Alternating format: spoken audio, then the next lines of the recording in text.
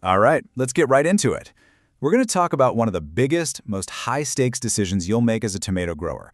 It's a single choice that can seriously make or break your entire harvest. So you're out in the garden and you see it, that little green shoot popping right out of the armpit where a branch meets the main stem. What do? Do you snap it off or do you just let it grow? And believe me, this isn't some tiny detail. Your choice right here could literally double your harvest or, completely ruin it. So what's the right call? Well, it's not a simple yes or no. The answer is kind of like a biological puzzle, and the biggest clue is hidden deep inside the genetic code of your specific tomato plant. To get this right, you first have to know what kind of plant you're actually dealing with. And that brings us to the most important concept of all.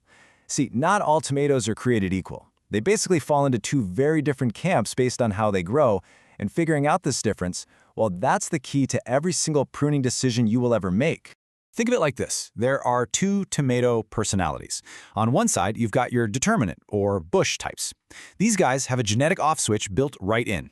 They grow to a nice, compact size, they give you all their fruit in one big go over a few weeks, and then they're pretty much done for the season. If you prune these, you are literally snipping off your future tomatoes.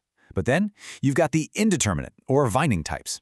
These things are like biological zombies. They just never ever stop growing until the frost finally takes them out. And these are the plants that are begging for your help. Okay, so now we know which plants we need to prune, those crazy, vining, indeterminate ones. So let's zoom in and get into the science of what exactly it is we're supposed to be removing. Let's talk about the infamous sucker. In technical terms, a sucker is an axillary bud. It pops up right in that little V where a leaf branch meets the main stem, the armpit. But here's the part that'll blow your mind. Each one of those suckers is basically a plant within a plant. If you just leave it alone, it'll try to become a whole new main stem, complete with its own leaves, its own flowers, and even its own suckers.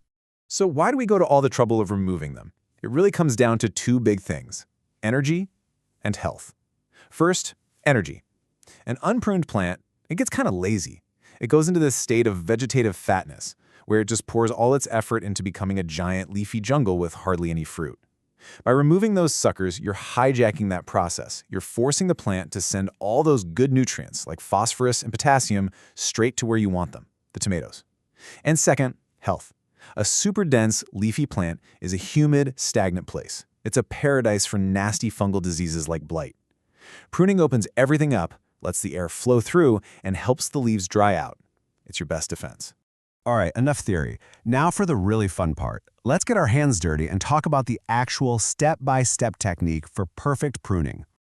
The real secret here is timing. You gotta catch these suckers when they're young and tender, somewhere between 2 and 4 inches long. At this size, they're so soft you don't even need any tools. You just grab the sucker right at its base, give it a quick, clean snap to the side, and it'll pop right off. The tiny little wound that's left will heal up in no time.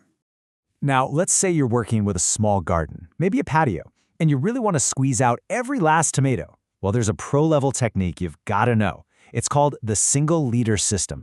And here's how it works. It's so clever. You pick one strong main stem to be your leader. Then you just have to be really disciplined about removing every single sucker that tries to grow off of it. By forcing the plant to grow straight up, you can plant them way closer together. We're talking as close as 16 inches apart instead of the usual 3 feet. And hey, if you're feeling a little wild, you can even leave one strong sucker down at the bottom to grow into a double leader for an even bigger harvest. Okay, so you've got the basics down. You know what to do. Now let's level up your game by talking about the common mistakes that trip almost everyone up, plus a few really clever hacks that will make you feel like a total gardening genius. First up, the biggest mistake of all. We've all done it. Life gets busy, you forget to check your plants for a week, and then you come out and whoa, those little suckers are now huge branches. So what's the big deal about pruning them late? Oh, it's a huge deal. Once a sucker gets big and woody, you can't just snap it off anymore.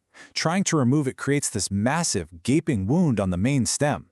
And a wound that big is basically just a wide open door inviting all sorts of nasty bacteria and diseases to come right in. If you absolutely have to take off a big one, use clean, sterilized pruners and leave a tiny little stub behind to help protect that main stem. All right, mistake number 2, and I see this one all the time. You get a little too excited about creating that airflow, and you start snipping off more than just the suckers. You start taking off the main leaves. What could possibly go wrong? Turns out, a lot can go wrong. You know those big fan leaves on the main branches? They're not just there for looks. They're the plant's built-in sunblock. If you remove too many of them, you leave your poor little developing tomatoes exposed to the intense, direct sun. And that causes a nasty condition called sun scald. It's that leathery, white, dead patch you sometimes see on tomatoes. So remember, take the suckers from the armpits, but leave the protective leaves on the branches alone. Now for my absolute favorite part. Whatever you do, do not throw those prune suckers in the compost. Every single one you snap off contains the genetic blueprint for a brand new, totally free tomato plant. This is the ultimate gardening hack, I'm telling you. It's so easy. Just take one of those healthy 4-inch suckers you've pruned, stick it in a jar of water or some damp potting soil, and in about 10 to 14 days, you'll see it start to grow its own roots. You've just made a perfect genetic clone of your favorite plant. If you've got a long growing season, this means you can start a whole second round of plants in the middle of summer for a massive fall harvest, and it costs you absolutely nothing. And finally, one last pro tip for the end of the season. As the days start getting shorter and you know that first frost is coming, you need to send a very clear signal to your indeterminate plants. The technique is called topping. All you do is go out about a month before that first frost is expected, and you snip off the very top growing point of the plant. That one simple little cut sends a massive biological signal through the entire plant. It's basically you telling it, hey, time's up. Stop trying to grow taller and put every last bit of energy you have into ripening the fruit you've already made. It is the perfect way to make sure you get to enjoy every single tomato possible before the season ends. You know, when you start using these techniques, when you really understand your plant's DNA and you're actively managing its energy and protecting its health, you're doing so much more than just gardening. You really do transition from just being a casual observer into being a biological engineer of your very own backyard. So there you have it. That's the science behind the snap. You now have everything you need to make the right call every single time. So get out there, start managing those tomato armpits, and keep on growing.